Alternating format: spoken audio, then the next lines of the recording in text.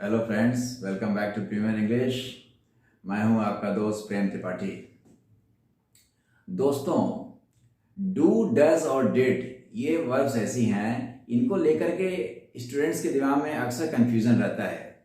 Over the years मैंने ये देखा कि स्टूडेंट्स इसको लेकर के बहुत कंफ्यूज रहते हैं। उन्हें ये प्रॉब्लम होती है, कहाँ डू लगेगा, कहाँ डज लगेगा, कहाँ डिड लगाएं। तो ये अक्सर इस उधेड़-बुन में स्टूडेंट्स रहते हैं।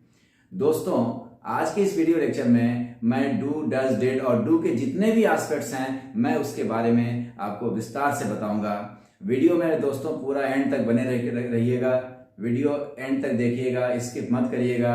और मैं ऐसी सी बातें बताऊंगा कि आपकी आंखें खुल जाएंगी और आपको फिर कभी अपनी पूरी लाइफ में डू, डज, डिड को लेकर के, डू के किसी भी फॉर्म को लेकर के कोई दिक्कत नहीं होगी। तो चाय कॉफी लेकर के दोस्तों बैठ जाइए, हिलना नहीं है, वीडियो को पूरा देखना है। तो चलिए लेट्स स्टार्ट। डू जो है, डू सबसे पहली बात ये मैं आपको बता दूं कि do is a very interesting verb. Do interesting मैंने क्यों बोला? क्योंकि इसके अंदर डुअल एस्पेक्ट है, इसका डुअल नेचर है। डुअल का मतलब होता है दोहरा, डबल, दो। डू जो ग्रुप है, डू ओरिजिनल वर्ब है, इसके फॉर्म्स होते हैं, वो मैं अभी आपको बताऊंगा। डू के का डुअल एस्पेक्ट है, मतलब कि ये दो तरीके से बिहेव करता है, दो तरीके से ये फंक्शन करता है। एक तो ये ऑक्सिलरी वर्ब की तरह से काम करता है। ऑक्सिलरी वर्ब मतलब होता है हेल्पिंग वर्ब, इसको हम हेल्पिंग वर्ब बोला करेंगे। ये हेल्पिंग वर्ब की तरह काम करता है। और दूसरा, ये sometimes it acts like, it functions like normal main verb. ये मेन वर्ब की तरह काम करता है, ऑर्डिनरी वर्ब की तरह से बिहेव करता है। वहां पर ये एक्शन वर्ब की तरह से काम करता है।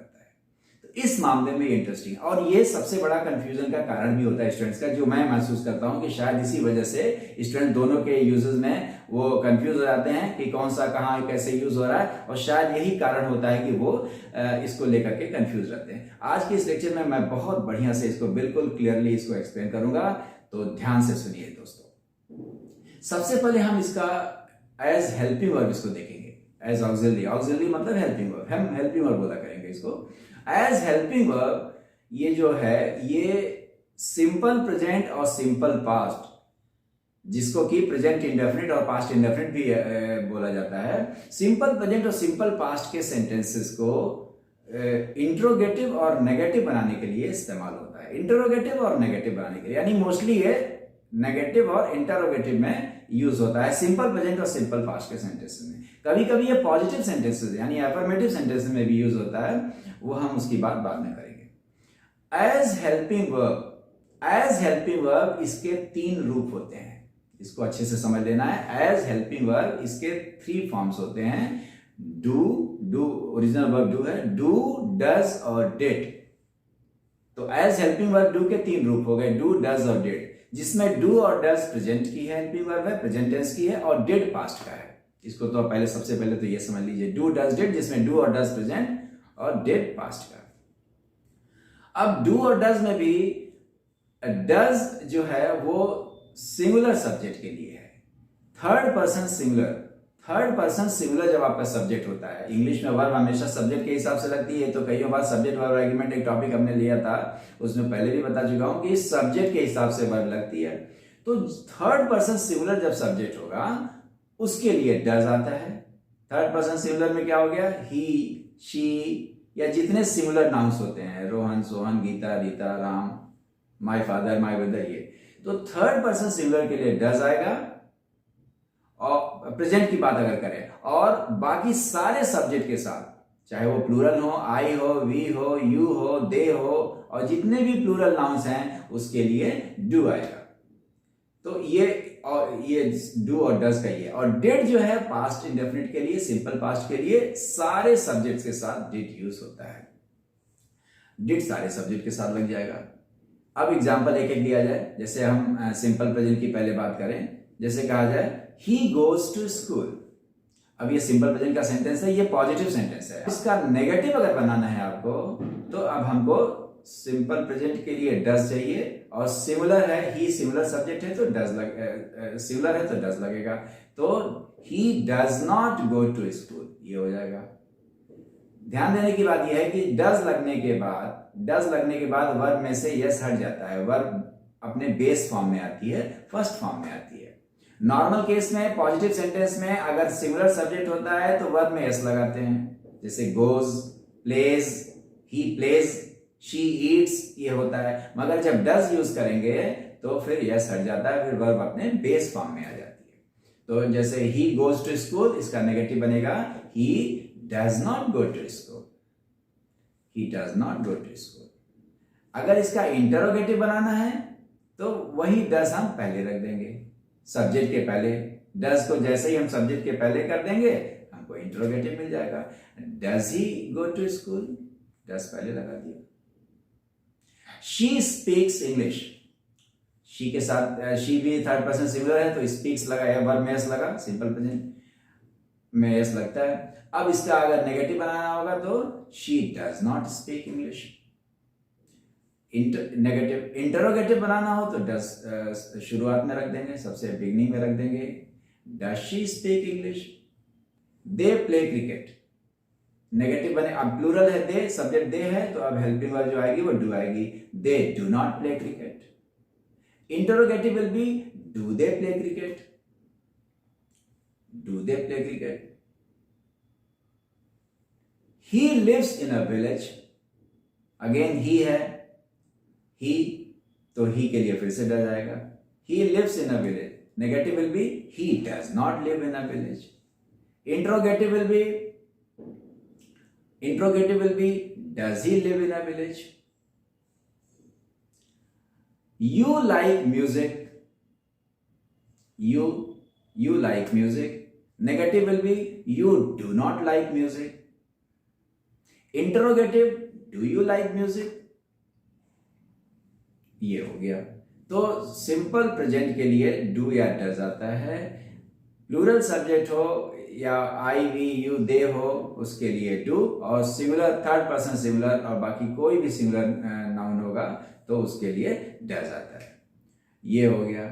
सिंपल पास्ट के लिए आपको कुछ सोचना ही नहीं है, सिंपल पास्ट सबसे आसान है। सिंपल पास्ट में डिड लगता है, चाहे सब्जेक्ट आपका कोई भी हो, कुछ भी सब्जेक्ट हो, फर्स्ट पर्सन हो, सेकंड पर्सन हो, थर्ड पर्सन हो, सिंगुलर हो, प्लूरल हो, सबके साथ डिड लग जाएगा। तो अगर कहा जाए, अगर मैं कहूं शी एट राइस तो पास्ट है तो डिड लगना है, चाहे सब्जेक्ट कुछ भी हो। तो she did not eat rice, she did not eat rice. Interrogative बनाना हो तो डिड पहले कर दीजिए, जैसे मैंने बताया। Did she eat rice? अच्छा, जो बात डज के साथ थी वही बात डिड के साथ भी है। डिड के बाद भी, डिड यूज हो जाने के बाद वर्ब अपने बेस फॉर्म में आती है। दे वर्कड हार्ड, वर्ब का second form work, they worked hard, ये पास्ट इंडेफिनिट हुआ, अगेन सिंपल पास्ट है। Negative will B they did not work hard. जैसा कि मैंने बोला सिंपल पास्ट में कुछ सोचना नहीं है, डिड लगना है। They did not work hard. Interrogative में डिड को बाहर कर दीजिए। Did they work hard? Did they work hard? We lived in a flat, we lived in a flat. Negative will be we did not live in a flat, negative did not. Interrogative, did we live in a flat, did we live in a flat. तो ये आपने देखा कि simple present, simple past के negative और interrogative sentences में as auxiliary, as helping verb do, does, did का use होता है। अच्छा, एक सेंटेंस का एक रूप ये भी होता, जैसे ये अभी आपने देखा सेंटेंस तीन टाइप का देखा आपने, पॉजिटिव, नेगेटिव और इंटरोगेटिव। एक और कैटेगरी होती है, there is a fourth category, fourth type, that is negative interrogative. कई बार क्या होता है, सेंटेंस में नेगेटिव भी होता है, नॉट भी होता है, और वो इंट्रोगेटिव भी होता है, प्रश्नवाचक भी होता है। ऐसे सेंटेंस को नेगेटिव इंट्रोगेटिव बोलते हैं। जैसे मैं कहूं ही लाइक्स म्यूजिक, तो ही लाइक्स म्यूजिक ये सिंपल प्रेजेंट का सेंटेंस है और ये पॉजिटिव है। पॉजिटिव को अफर्मेटिव भी बोलते हैं, ये पॉजिटिव है।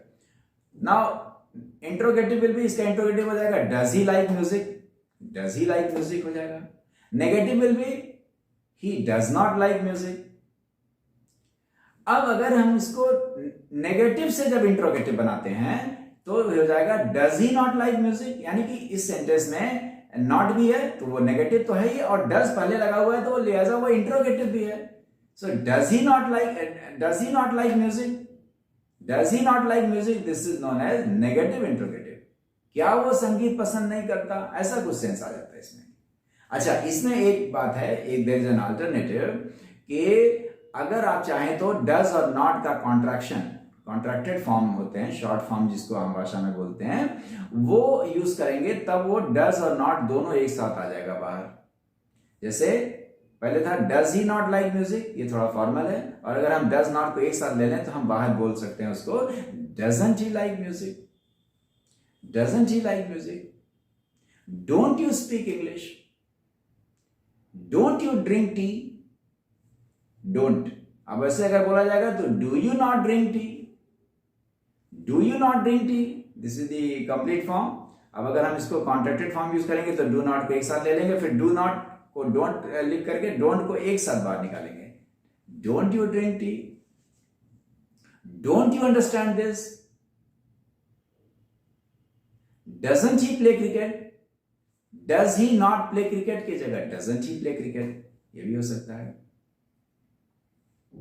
ये हो गया, तो ये आपका नेगेटिव इंट्रोगेटिव भी हो गया, यानी कि as auxiliary, as helping verb, do does did का यूज सिंपल प्रेजेंट और सिंपल पास्ट के सेंटेंसेस में, इंट्रोगेटिव नेगेटिव और नेगेटिव इंट्रोगेटिव सेंटेंसेस में यूज होता है ये, और उसको बनाने के लिए यूज होता है। कई बार ये पॉजिटिव सेंटेंस में भी यूज होता है, पॉजिटिव सेंटेंस में भी ये यूज होता है, हालांकि ये यूज थोड़ा रेयर होता है। कई बार हम क्या करते हैं, सेंटेंस को एम्फेसाइज करना होता है, सिंपल प्रेजेंट और सिंपल पास्ट के सेंटेंस को में एम्फेसिस देना होता है, जोर देना होता है, सेंटेंस को एम्फेसाइज करना होता है। तो नॉर्मल सिंपल प्रेजेंट के नॉर्मल सेंटेंसेस में भी, यानी कि पॉजिटिव सेंटेंस में भी हम लगा देते हैं डू डज या डिड लगाएंगे। जैसे कहना हो आई अंडरस्टैंड इट, जैसे मैं कोई चीज बोल रहा हूं, अगर मैंने कहा आई अंडरस्टैंड इट, हाँ मैं समझता हूं उसको, मैं समझ रहा हूं, तो मान लीजिए किसी ने कहा कि नहीं तुम नहीं समझ रहे हो, मेरी बात को रिफ्यूट कर रहा है कि नहीं नहीं तुम नहीं समझ रहे, तो मुझे जोर दे के बोलना है, मुझे एम्फेसाइज करना है कि नहीं नहीं मैं बिल्कुल समझ रहा हूं, तो मैं आई अंडरस्टैंड इट के जगह, अब उसके जगह पे I do understand it, I do understand it, तो ये बोलेंगे। अच्छा, अगर मान लीजिए सिंगुलर होगा तो डज लग जाएगा, जैसे ही लाइक्स म्यूजिक, किसी के बारे में मैं बोल रहा हूं ही लाइक्स म्यूजिक, तो ये नॉर्मल है। अगर मुझे जोर देके बोलना है तो मैं बोलूंगा ही डज लाइक म्यूजिक, वो पसंद करता है, वो डेफिनेटली म्यूजिक पसंद करता है, तो डज लगाया मैंने, ही सिंगुलर है, थर्ड पर्सन सिंगुलर है, तो थर्ड पर्सन सिंगुलर के लिए वो डज लगता है, तो डज लगाया मैंने, और डज के बाद वर्ब का फर्स्ट फॉर्म लगा दिया, he does like music. I go there, normal, I do go there. Past होगा तो डेट लग जाएगा, she called me, she called me is a normal sentence, उसने मुझे कॉल किया। अब अगर जोर देना है इसको तो हो जाएगा, अब सिंपल पास्ट के लिए क्या यूज करते हैं, helping verb did, she did call me, she did call me, he does agree with me, या तो बोलेंगे ही एग्रीज विद मी, वो मुझसे सहमत है, वो मुझसे सहमति रखता है। लेकिन अगर जोर देना है तो आप डज लगा देंगे सिंगुलर के लिए, थर्ड पर्सन सिंगुलर के लिए ही के लिए डज लगता है, he does agree with me. अब डज लगते ही वर्ब में से हट जाएगा, डज लगते ही वर्ब अपने बेस फॉर्म में आ जाता है। तो ये हुआ, ऐसे भी यूज होता है, ये थोड़ी हायर इंग्लिश में यूज होता है, इसको समझ जाइए आप एम्फेसाइज करने के लिए। कई बार ये do does did short answer में, शॉर्ट आंसर क्या होता है मैं अभी बताने जा रहा हूं। कई बार शॉर्ट आंसर में ये डू डज और डिड जो होता है वो मेन वर्ब के सब्स्टिट्यूट के रूप में यूज होता है, उसके रिपीटेशन से बचाता है आपको। जैसे मैं पूछूं किसी, जैसे क्वेश्चन पूछा गया डू यू लाइक कॉफी, किसी से पूछा क्या आपको कॉफी पसंद है, आप कॉफी पसंद करते हैं, डू यू लाइक कॉफी। अब नॉर्मल कंप्लीट आंसर क्या होगा, यस आई लाइक कॉफी, तो लेकिन अगर इसको शॉर्ट आंसर देना होगा यस आई डू। तो अब यहाँ डू का मतलब क्या है, यहाँ डू का मतलब I like coffee, like coffee के जगह लाइक के सब्स्टिट्यूट के रूप में डू यूज हुआ है। और अगर मना करना है कि नहीं मैं पसंद नहीं करता हूं, no I don't, no I don't. Does he speak English, does he speak English. अब अगर आपको कंप्लीट आंसर देना होता, नॉर्मल आंसर देना होगा तो यस ही स्पीक्स इंग्लिश, और नेगेटिव बनाना होगा तो no he does not speak English. लेकिन देखिए शॉर्ट आंसर देने का जो रिवाज है, जो ट्रेंड है वो ये है, does he speak English, yes he does, yes he does. अब यहाँ पे डज क्या काम कर रहा है, डज यहाँ पे स्पीक्स इंग्लिश के जगह पे उसके सब्स्टिट्यूट के रूप में आया है। डज का मतलब यहाँ स्पीक्स है, yes he does means yes he speaks English. Negative में no he doesn't. Do you understand it? Yes I do. No I don't. Did you meet him? Yes I did. Yes I did means yes I met him. Normal बोलते हैं तो meet का second form लगाते हैं answer देने के लिए। Yes I met him. No I did not meet him ऐसा बोलते हैं, लेकिन शॉर्ट आंसर में बोलेंगे yes I did. No I didn't. Did he go to college? Yes he did. No he didn't. No he didn't. तो do does did ये substitute के रूप में भी इस्तेमाल होता है। और ये इन सारे सेंटेंसेस में अभी तक हमने क्या देखा? अभी तक हमने देखा कि डू डज डिड को कैसे हेल्पिंग वर्ब के तौर पे यूज करते हैं। ये इसका एक एस्पेक्ट था, ये पहला एस्पेक्ट था एज हेल्पिंग वर्ब। अब इसका जैसा कि मैंने बोला इसके अंदर डुअल एस्पेक्ट होता है, तो ये बतौर मेन वर्ब भी काम करता है। मेन वर्ब मतलब कि एक्शन वर्ड, तो वहां पर वो फिर एक्शन शो करेगा, तो वहां पर ये नॉर्मल मेन वर्ब की तरह से काम करेगा। तो इसकी एक मीनिंग है, डू का मतलब करना, एक्शन वर्ड हो गया करना। जैसे रीड माने पढ़ना, जंप माने कूदना, रन मतलब दौड़ना, ईट मतलब खाना, वैसे डू मीन्स करना। और जब ये मेन वर्ब हो गया तो इसके नॉर्मल मेन वर्ब की तरह से इसके भी 5 रूप होंगे। मेन वर्ब के 5 फॉर्म्स होते हैं, अपने बेसिक वीडियोस में मैंने बताया था। किसी भी मेन वर्ब के 5 फॉर्म्स हो सकते हैं, फर्स्ट सेकंड थर्ड आप जानते हैं। तो जैसे राइट है, राइट एक बार तो राइट, रोड, रिटन, और एक आईएनजी फॉर्म होता है राइटिंग, और एक सिंगुलर फॉर्म होता है यस लग करके बनता है, जैसा कि आपने अभी देखा, वो राइट्स हो जाएगा। तो राइट, रोड, रिटन, राइटिंग और राइट। उसी प्रकार से जब डू मेन वर्ब की तरह से काम करेगा तो वहां पर इसके भी 5 रूप होंगे। इसके 5 रूप कौन कौन से होंगे भाई? इसके 5 रूप होंगे do base form, original form, first form कुछ भी नाम से बोलिए इसको। Do is the first form, so do. Past tense, that is second form is did. Third form will be done. Third form. ing form will be doing. और singular form, third person singular के लिए does. तो do, did, done, doing और does. तो ये do as main verb, इसके भी 5 रूप हो गए। तो ये अब यहां पर ये बतौर मेन वर्ब काम करेगा। तो चलिए सेंटेंस बनाया जाए। सिंपल प्रेजेंट का सेंटेंस देखा जाए। जैसे कहा जाए he does his homework। अब ही सिंगुलर है, थर्ड पर्सन सिंगुलर, तो थर्ड पर्सन सिंगुलर के लिए डज लगेगा। सिंगुलर सब्जेक्ट के लिए वर्ब में एस लगी रहती है। he does his homework, this is simple present, ये सिंपल, वो अपना होमवर्क करता है। ये अगर हिंदी मीनिंग की बात करें इसकी मीनिंग ये होगी he does his homework, मतलब वो अपना होमवर्क करता है। अब मजेदार बात ये है, अब देखिए इसका डुअल एस्पेक्ट अभी और मजे से आपको समझ में आ जाएगा और अच्छे से। He does his homework। अब अगर इसका इंटरोगेटिव बनाना है, प्रश्नवाचक बनाना है, अब ये सिंपल प्रेजेंट है और ये सब्जेक्ट हमारा ही है, तो इसके लिए हेल्पिंग वर्ब क्या आएगी? डज आएगी। अब देखिए डज हेल्पिंग वर्ब के रूप में यूज होगा, तो यहां पे डज मेन वर्ब है और डज हेल्पिंग वर्ब के रूप में यूज होगा, तो इसका इंटरोगेटिव बनेगा डज ही। शुरू में लगाएंगे यस नो क्वेश्चन बनाना है, डज ही। अब डज के बाद वर्ब अपने फर्स्ट फॉर्म में आती है, so does he do his homework. Does he do his homework? Original sentence में डज मेन वर्ब था और इसमें डज हेल्पिंग वर्ब है। Does he do his homework?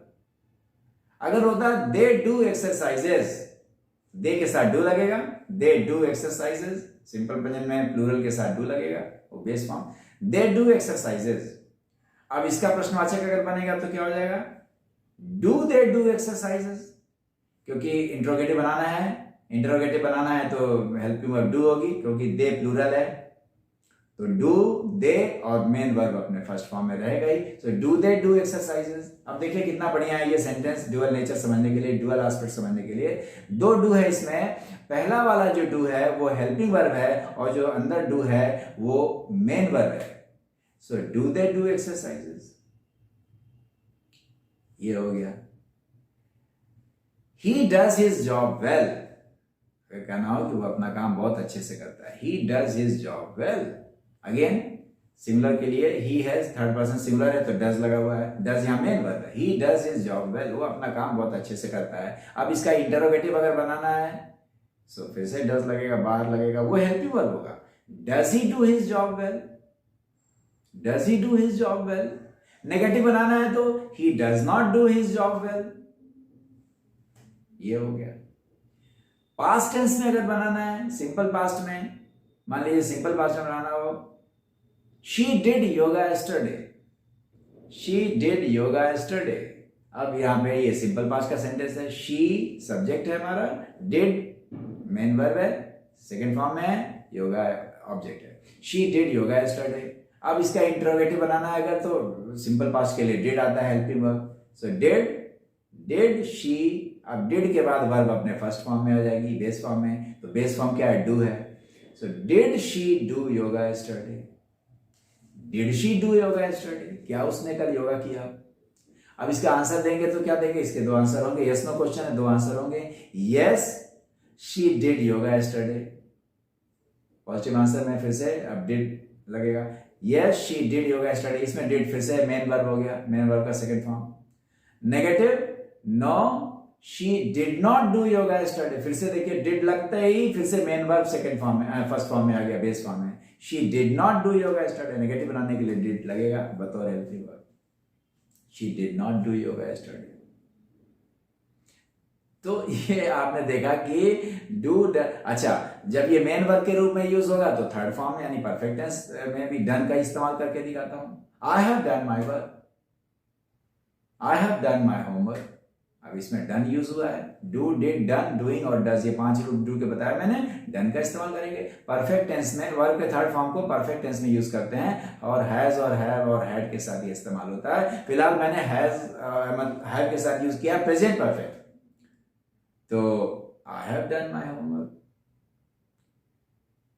She has done MSc, she has done MSc, उसने MSc किया हुआ है, तो हैज लगा, शी सिमिलर है तो उसमें हैज लगता है, परफेक्ट टेंसेस में इसके वीडियो में मैंने कवर किया हुआ है, she has done MSc. He is doing his homework, वो अपना होमवर्क कर रहा है, ये ऐसे बना सकते हैं, तो ये कंटिन्यूअस टेंस में भी बन जाएगा। तो जब डू मेन वर्ब के रूप में यूज होगा तो ये किसी भी टेंस में यूज हो सकता है और ये नॉर्मल एक्शन वर्ड की तरह से बिहेव करता है।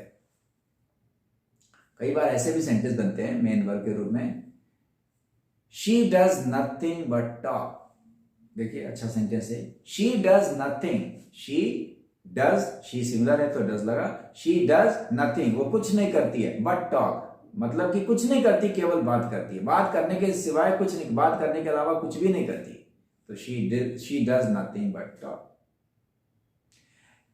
He did nothing but sleep, simple past में भी ही डिड नथिंग, उसने कुछ नहीं किया, बट स्लीप, और सोने के अलावा कुछ किया नहीं, पूरे टाइम सोता ही रहा, he did nothing but sleep, ऐसे भी बनता है। तो ये भी एक एस्पेक्ट है इसका। तो आपने क्या देखा कि डू जो वर्ब है वो उसका डुअल एस्पेक्ट आपको समझ में आ गया कि ये डू के various forms can behave like helping verb as well as main verb. मजा था, प्रॉब्लम कब होती है स्टूडेंट्स को, जब दो डू एक जैसा, एक ही सेंटेंस में दो डू दिख रहा है तो उनको लगता है ये दो डू कैसे आ गया। तो वहां जैसे मैंने अभी एग्जांपल दिया था, दे do not do exercises, they do not do exercises, या इंट्रोगेटिव में बोला जाए डू दे डू एक्सरसाइजेस, तो डू, ये जो शुरू में डू है वो हेल्पिंग वर्ब है और जो अंदर सेंटेंस के डू है वो मेन वर्ब है। इस डू का मतलब करना हुआ, और ये डू इंट्रोगेटिव बनाने के लिए, सिंपल प्रेजेंट का इंट्रोगेटिव बनाने के लिए प्लूरल सब्जेक्ट अगर होता है तो डू लगता है, तो वो डू लगा है। तो दोस्तों आई होप कि आपको ये वीडियो पसंद आया होगा और अब आपका डू डज डिड को लेकर के जो भी कंफ्यूजन रहा होगा वो दूर हो गया होगा। इसको ठीक से समझ लीजिएगा। अपने कोई प्रॉब्लम हो, कोई सुझाव हो, कोई फीडबैक अपने कमेंट्स में नीचे दीजिएगा और उससे मुझे समझ में आएगा कि आपको और किस चीज़ की ज़रूरत है। मैं उसी हिसाब से अगले वीडियोस में उस टॉपिक को मैं कवर करता रहूँगा। ओके, अगर आप नए हैं तो प्लीज़ चैनल को सब्सक्राइब कर लीजिए, वीडियो को शेयर कर दीजिए, लाइक करिए, अधिक से अधिक लोगों तक पहुँचाइए और अगले लेक्चर में फिर मिलते हैं एक नए टॉपिक के साथ। Okay, thank you for watching, bye bye.